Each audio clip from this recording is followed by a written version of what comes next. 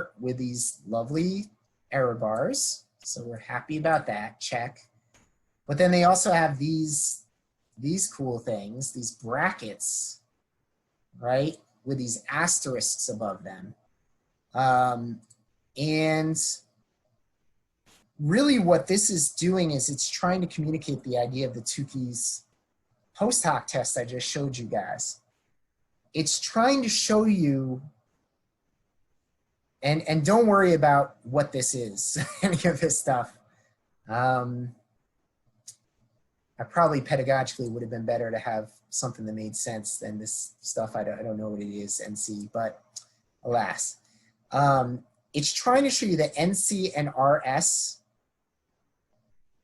these first two, are significantly different. So they have one asterisk. So that usually means less than 0.05. So, so it's showing you that those two are different.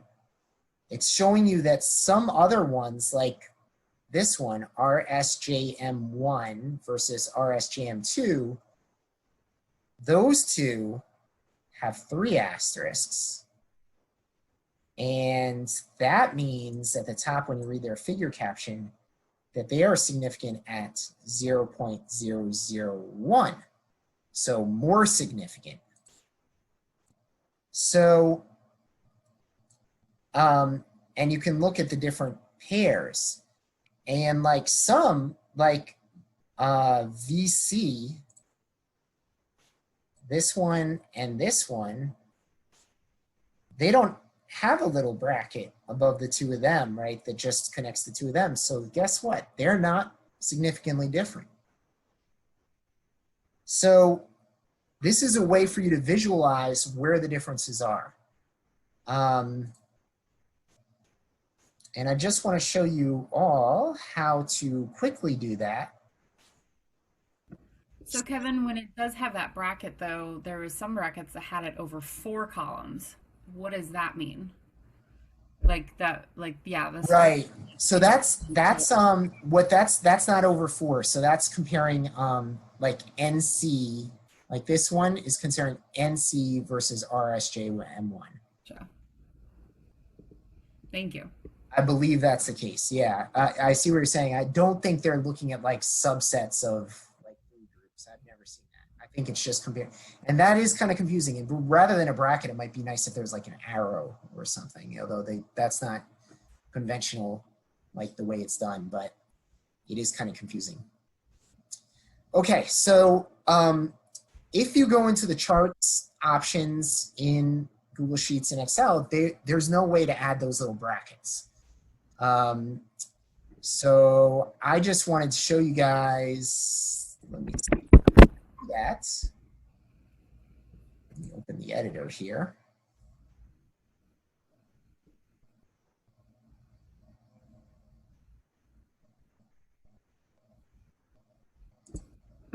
Okay, so these are just text boxes.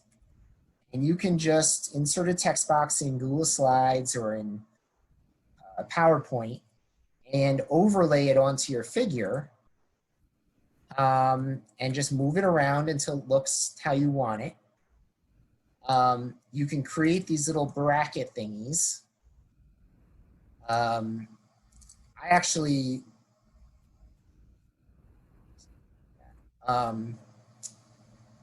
when you go to, let's see, line, you can just create a line. And then you can, whoops, moving things around here. If I create another line to make the little,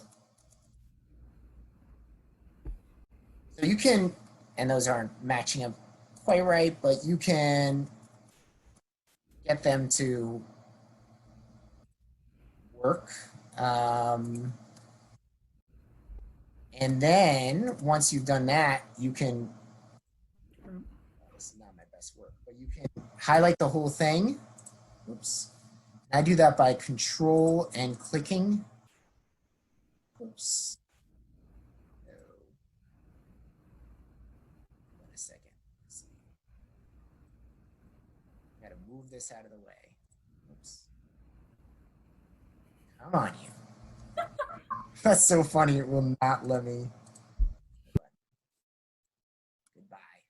Okay. Now, there we go. So now I've got those three. So I've got the three elements together. And if you do, what did I say here? Oops. Control Alt G. Okay, so if you highlight those and you hit Control Alt G, it's going to group them together. So now these three elements are one thing. So you can make a better bracket like I did up here earlier, and then you can like make it, whoa, not sure what I just did there.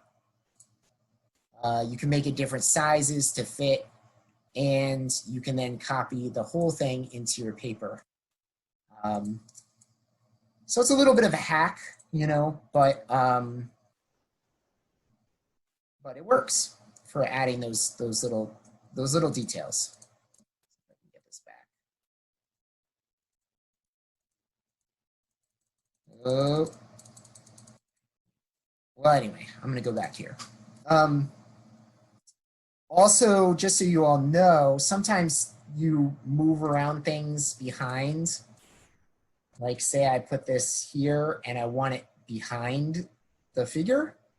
So you can right click and go to order, send backwards, whoops, order, send to back. And now that text box is like totally hidden behind there, okay?